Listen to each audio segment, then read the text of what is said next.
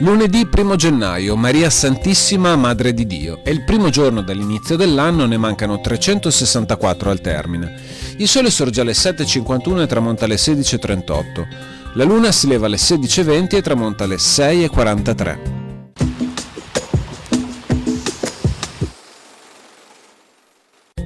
Le popolazioni venete, volendo ricordare degnamente l'inizio del secolo XX, hanno fatto erigere una statua della Vergine sulla vetta del Monte Grappa.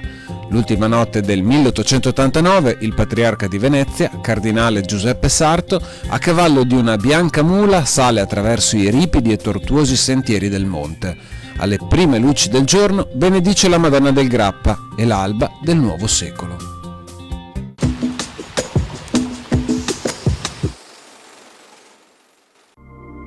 Le previsioni per domani: alternanza di nuvole e rasserenamenti senza precipitazioni, in pianura fino al primo mattino alcune nebbie, temperature più basse di notte e più alte di giorno rispetto al giorno precedente.